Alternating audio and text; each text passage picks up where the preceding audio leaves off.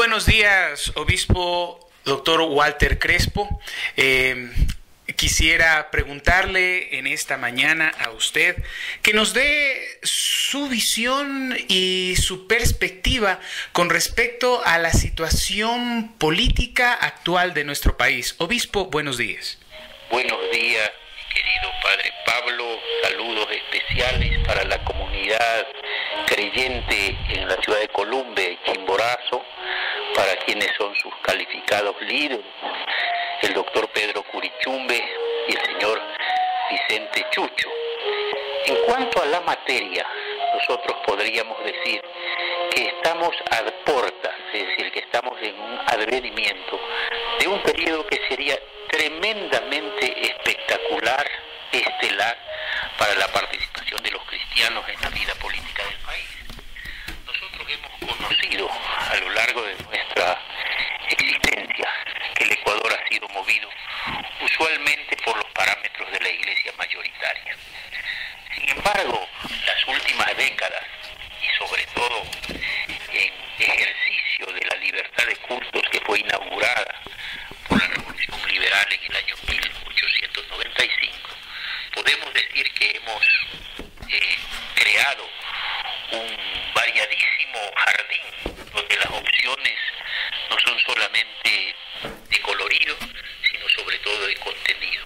Nosotros estamos en una verdadera primavera donde las iglesias alternativas y las instituciones religiosas de otra índole han venido a cooperar para que el Ecuador sea un país donde la diversidad, pero también la cooperación, la coincidencia entre diferentes fuentes religiosas lleguen a nutrir, a enriquecer nuestro panorama social y sobre todo a fortalecer nuestra experiencia democrática. Eso es lo que yo me permito anunciar en pleno siglo XXI, ya entrada su primera década. Obispo, usted mencionaba acerca de que no... En la historia de nuestro país tal vez es uno de los mejores momentos para la participación política de las iglesias minoritarias representativas, en este caso como es la iglesia evangélica y muy particularmente la iglesia quichua, debido a que ya han tenido su proyección política y con resultados favorables. Obispo, usted... ¿cómo considera de que como pueblo evangélico en general, quichuas y mestizos, tenemos que prepararnos para esta situación? Bueno, si nosotros miramos las páginas de la historia, hasta la presencia española había una uniformidad en materia religiosa impuesta por la presencia del Tahuantinsuyo venido desde el sur, ¿no? Las deidades locales, aborígenes, fueron en un cierto modo arrinconadas para establecer el culto al sol, que era el culto oficial del imperio inca. Nosotros, como nación sometida a sus dictámenes en materia religiosa, igualmente cedimos, o más bien nos encontramos en un periodo de inicial sincretismo. Las deidades locales pasaron a ocupar segundos espacios y la deidad oficial establecida por el imperio vino a ser la mayoritaria y la fuerza aglutinante. Con la llegada de los españoles, nosotros encontramos que había una concepción un poco disparatada de una agencia evangélica con el propósito de cristianizar a todas estas grandes masas que eran catalogadas teológicamente por los teólogos conquistadores como verdaderos paganos. Y se impuso a rajatabla la nueva deidad. Esta es la deidad del cristianismo versión española impuesta a sangre y fuego por un instrumento que era idóneo para sus propósitos, que era la Inquisición. Es decir, quien no se sometía moría. Era sencillamente limpiado de la sociedad en ese espacio de ausencia religiosa. Entonces sencillamente se les convertía en mártires de esta causa o dejaban el espacio para que otros ocupen ese lugar de la nueva fe. Esto se hizo sin haber evangelizado. Se sacramentalizó a centenares de miles de aborígenes a los cuales se los sometía a una línea, ¿no?, en una fila, y había un curita por allí con un hisopo tirando gotas de agua, y a quien le caía una gota, o a quien se presume que le había caído, pues quedaba ya bautizado y era parte de la nueva fe. Esto duró sin mayores cambios hasta la Revolución Liberal. En plena época republicana, durante la presidencia de García Moreno, pues se llegó a la audacia de establecer que para ser ciudadano de la nueva República del Ecuador era necesario ser católico romano y presentar para efecto un certificado de bautismo. Y para ejercer derechos ciudadanos, por ejemplo, de compra, de venta, de enajenación, etcétera, tenías que utilizar un certificado de confesión reciente. Pues bueno, la Constitución Política así lo establecía, y el concordato firmado en 1862 con el Vaticano así lo ratificaba. Todas estas políticas, diría yo, fueron inconsultas. Jamás el pueblo tuvo nada que decir.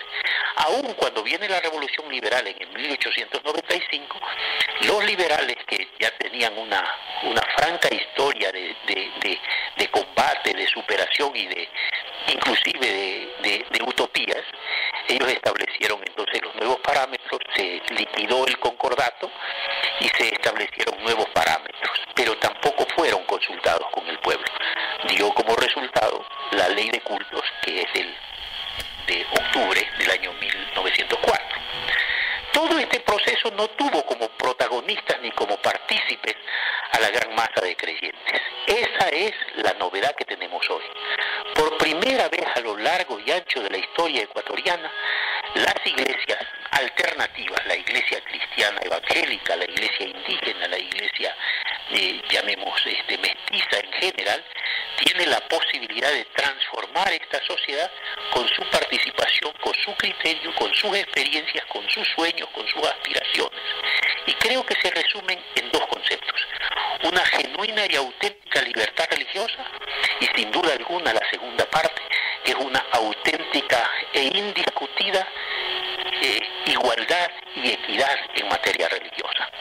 Esto a nosotros nos vuelve protagonistas de cambio. El Señor Jesús vino en su mensaje a traer un mensaje de transformación, no solamente en la materia espiritual, en la materia trascendental que vendría a ser la salvación eterna, pero el Señor Jesús también se compadeció de los estómagos vacíos, de las cadenas que aprisionaban físicamente a los esclavizados, a los pueblos sometidos, y estableció un derrotero de salvación y de liberación. Creo que nosotros estamos ahora como siervos del Señor, como discípulos de su doctrina, llamados a convertir al Ecuador en un laboratorio donde efectivamente la materia religiosa sea el producto de nuestras elucubraciones, de nuestras aspiraciones, si lo quiere, hasta de nuestras utopías, para hacer del Ecuador una nación verdaderamente democrática, basada en ese principio, que el criterio al derecho ajeno es la paz, el criterio al derecho ajeno y el respeto a lo mismo es la verdadera esencia de la democracia. Obispo, muchas gracias por su menuda explicación. Con respecto al panorama político que se nos viene aquí en el Ecuador para este 2012, que se preparará como un año electoral. También el obispo nos está explicando con respecto a los cambios en materia religiosa que se están dando ya aquí en el Ecuador, y que confiamos de que en esta vez que el pueblo cristiano evangélico, que es una minoría representativa aquí en el país, sea tomada en cuenta. Obispo, sus últimas palabras, por favor. Bueno, quisiera concretar, para que no quedara solamente en la esfera especulativa. Yo invito a la participación masiva del pueblo creyente, a la recolección de firmas que estamos autorizados ya por el Consejo Nacional Electoral, y que tendrá lugar entre el día viernes 6, sábado 7 y domingo 8 de enero del 2012.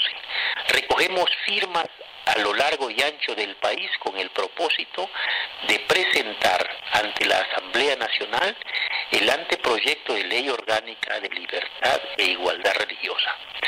Sabemos nosotros que el chimboracense legislador Marco Murillo está promoviendo una serie de diálogos a nivel nacional.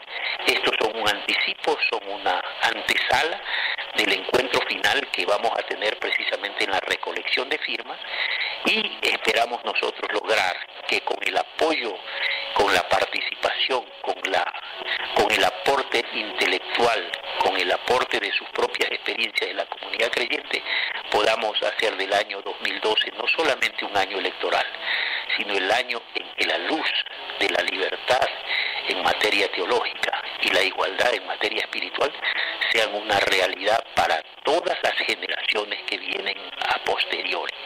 Invitamos a esto, a ser verdaderos protagonistas de transformación y de cambio. No se quede en sus casas, pase la voz, no se quede en la parroquia, no se quede en la comunidad, no se quede solamente en su terruño. Así como decía John Wesley, mi parroquia es el mundo. Para los cristianos evangélicos, indígenas o no, el Ecuador es su campo pastoral. Dios les bendiga a todos, de manera particular a la ciudad de Columbe, al doctor Curichumbe, al señor Chucho, a quienes han promovido estos diálogos y siguen haciéndoles. Dios les llene de bendición y de su unción. Hasta muy pronto. Dios les bendiga abundantemente en el nombre del Padre, del Hijo y del Espíritu Santo. Amén y amén. Amén, obispo